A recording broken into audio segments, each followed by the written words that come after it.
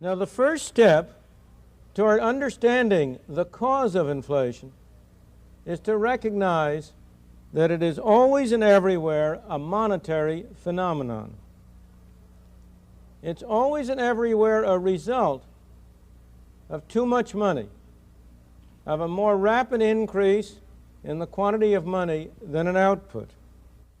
Moreover, in the modern era, the important next step is to recognize that today governments control the quantity of money, so that as a result, inflation in the United States is made in Washington and nowhere else. Of course, no government any more than any one of us likes to take responsibility for bad things. We're all of us human. If something bad happens, it wasn't our fault. And the government is the same way.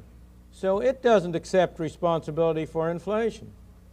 If you listen to people in Washington talk, they will tell you that inflation is produced by greedy businessmen, or it's produced by grasping unions, or it's produced by spendthrift consumers, or maybe it's those terrible Arab sheiks who are producing it. Now, of course, businessmen are greedy. Who of us isn't? Trade unions are grasping. Who of us isn't? And there's no doubt that the consumer is a spendthrift. At least every man knows that about his wife.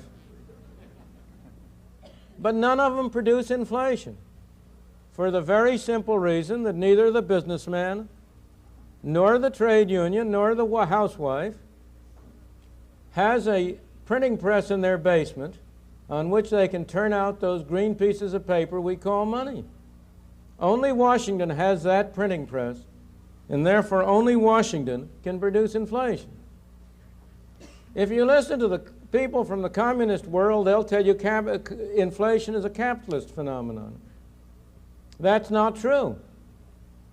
If you look at Europe today, one of the most rapid rates of inflation in Europe has been in Yugoslavia, which is a communist country.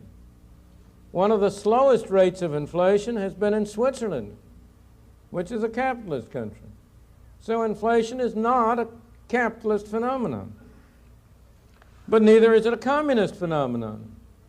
If Switzerland has low inflation, the United Kingdom in recent years has had inflation rates running up to 20–25% a year. Italy has inflation rates today of that order of magnitude. Inflation is not a capitalist phenomenon, it's not a communist phenomenon, it's a printing press phenomenon.